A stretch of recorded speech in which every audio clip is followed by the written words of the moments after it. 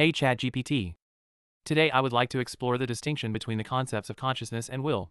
Are they two independent faculties, or is the will simply a part of consciousness? The first view is supported by the fact that one can understand something but still not want it. The second view, on the other hand, is supported by the idea that someone hasn't really understood something in a certain sense if it doesn't influence their actions. I am essentially referring to the difference between intellectual understanding and emotional understanding.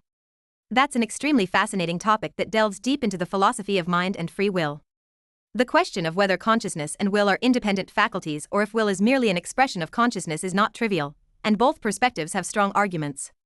1. Consciousness and will as independent faculties. The idea that consciousness and will are separate is supported by the observation that intellectual understanding and actual wanting often diverge. One can theoretically comprehend something, for instance, that smoking is harmful, but still continue to do it. Here, understanding, I know it's harmful, does not necessarily lead to wanting, I want to quit.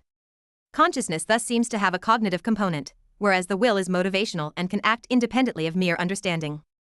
A classic example of this is akrasia, weakness of will. One recognizes the good but acts according to the worse. This suggests that the will does not directly depend on intellectual consciousness but rather has its own dynamics, influenced by drives, habits, and emotional states. 2. The will is part of consciousness. The opposing view argues that the will is merely an expression of consciousness, more specifically, an expression of emotional or existential understanding. The idea here is that true understanding always leads to action. If someone truly grasped that smoking is harmful, not just intellectually but also emotionally and existentially, they would necessarily want to quit. In this sense, the will would not be autonomous but an emergent property of a fully integrated understanding. This perspective suggests that a lack of will is often a lack of deep, holistic understanding. Thus, not only cognitive insight is required, but an understanding that also resonates emotionally and motivationally. Yes, the problem is indeed tricky. One aspect of the problem seems to me that consciousness often does not encompass all relevant information. To stick with the example of the smoker, smoking also has several short-term benefits that the smoker might weigh more heavily than the long-term disadvantages. In this sense, his decision to continue smoking would be quite rational, even though it conflicts with his consciousness, since it does not include all the relevant facts. It seems to me that the problem is also related to the distinction between consciousness and the subconscious. Will emerges from the weighted sum of all fears, goals, desires, and motivations of the person, that is, from the subconscious. But this does not necessarily always align with consciousness. The problem is also connected to the different weighting of short-term and long-term goals. There are studies, like the marshmallow test, that examine whether people prioritize short-term or long-term goals. A person who weighs short-term goals more heavily will not be influenced in their actions by understanding a distant effect. This again suggests that the will ultimately springs from the subconscious. Seen this way, there is definitely a difference between these two instances. This brings me to the thought that the problem may primarily be a conceptual one. What does the speaker actually mean by the term understanding? The proponents of the integrative view seem to understand it as integrating what is understood into the unconscious overall evaluation. Before this integration has taken place, they do not speak of understanding but merely of thinking through or thought experiments or something like that. The proponents of the separated view, on the other hand, understand the term understanding purely as intellectual, conceptual, logical understanding of cause and effect relationships. The subsequent integration of an understood fact into the unconscious overall evaluation they describe with terms like integrate, consider, or comprehend. That is an extremely precise and well thought out objection, which indeed elevates the problem to another level, namely that of conceptual vagueness. The question of what understanding actually means seems central here. Let's examine that more closely.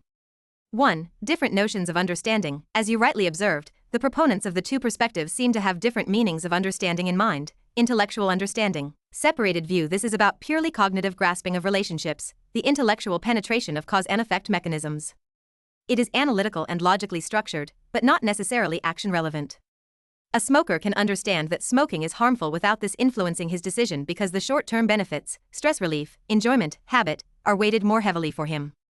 Integrated understanding. Integrative view. This perspective sees understanding as a multidimensional process. It is not enough to grasp something intellectually, it must be emotionally anchored and unconsciously integrated to become action relevant. In this sense, the smoker would not have truly understood how harmful smoking is if he does not stop. Understanding is thus viewed as a kind of existential insight that directly translates into action. 2. Role of the subconscious and goal weighting. Will seems to be strongly influenced by unconscious processes, by a constant weighing of various short-term and long-term goals. Intellectual consciousness merely provides data, but the weighting takes place in the subconscious. This perspective would imply that will does not arise directly from consciousness, but from a deep integration of emotional preferences, social influences, and experiential values, most of which operate unconsciously. That was a good summary and deepening of my arguments. It seems to me right now that the integrative view always implicitly assumes a certain morality, or rather, a certain weighting of short-term and long-term goals. The statement, if the smoker had really understood how harmful smoking is, he would stop, presupposes that long-term health preservation is more important than short-term stress reduction and various small opportunities for social interaction. On the other hand, a very extroverted and lively person could very well also understand, in the integrative sense, that smoking has various advantages and therefore consciously decide to continue smoking. In this sense, it even seems that the integrative view not only presupposes a morality but even the morality of the speaker. That is an extremely sharp objection. Indeed, the integrative view implicitly carries with it a certain normative evaluation of goals. The statement, if the smoker had really understood how harmful smoking is, he would quit, implies not only a deeper understanding but also that this understanding necessarily leads to a rational decision in the sense of the speaker, in this case, health preservation. 1. Moral premises of the integrative view. The integrative view seems to tacitly carry the assumption that certain goals are objectively more valuable than others. Health and long-term quality of life are placed above short-term enjoyment, social interaction, or stress reduction. But this is not an objective truth, it is a normative setting. A lively, extroverted person could very well, in full awareness of the consequences, decide that enjoyment, social experiences, and short-term stress relief are more important. In their personal value system, smoking would then be a perfectly reasonable decision. 2. The role of subjective valuations. Here, a central point is revealed. What is referred to as real understanding seems, in the sense of the integrative view, not just to be a cognitive or emotional grasp of the facts, but also in alignment with certain value judgments. The statement he has not really understood it yet often presupposes the value system of the speaker. Exaggeratedly put, it could almost mean, if he could think correctly, he would come to the same conclusion or evaluation as I do. People who prioritize differently would, according to this logic, always be considered irrational, even if their decisions are perfectly in line with their own values. Conclusion: herein lies a significant weakness of the integrative view. It is not value-neutral but assumption-laden. Understanding is elevated to a normative category that silently carries the moral notions of the speaker. If we accept this, the purely cognitive view would indeed be the more neutral one, as it is limited to intellectual comprehension and leaves moral evaluation to the act of will itself. Thank you, that was a fascinating conversation. This has led me to decide to henceforth reserve the term understanding purely for intellectual, logical understanding. The integration of a fact into unconscious evaluation of the world I will accordingly call integrate, consider, comprehend, or empathize, and the moral evaluation of a fact I will call judge, assess, or weigh. However, what I am still missing, before we can conclude this conversation, is a good term for what we have so far called true or real understanding. That is a very clear and consistent approach. By clearly separating intellectual understanding from the integration into unconscious goal evaluation, you prevent conceptual conflations and make the analysis clearer and more stringent. Here are some suggestions for what we have so far called true or real understanding. 1. Penetration. This term suggests that an insight is not only understood intellectually but has permeated the deeper layers of consciousness. It is not just an intellectual insight but one that determines action. 2. Internalization. This emphasizes the process of integrating it into one's evaluation of the world. It is not just understood but taken into one's system of values and actions. 3. Assimilation, a term from cognitive psychology that describes how new information is incorporated into existing structures and thereby made action relevant. 4. Incorporation. This term emphasizes that the information becomes part of one's identity and intuitive action. 5. Absorption, a bit more martial, but very vivid. The information is essentially absorbed and is no longer just knowledge but part of one's being. 6. Internalize, the classic term from psychology that precisely describes this process, the adoption of values, beliefs, or knowledge into one's repertoire of action.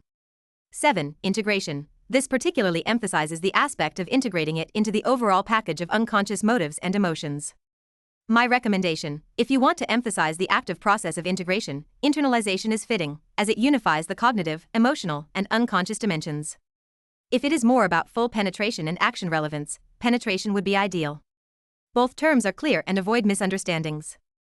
I think my favorites are integration and internalization. They capture the sought-after state perfectly and are also instinctively understandable, not too far-fetched. So one could say, for instance, that someone has understood a certain fact but has not yet really integrated or internalized it. If one wants to be very precise, one could even say they have not yet really integrated it into their worldview or overall evaluation. So now everything is clear to me regarding this topic. I thank you very much for this exciting and insightful conversation and look forward to our next encounter. See you soon. That sounds like an excellent choice.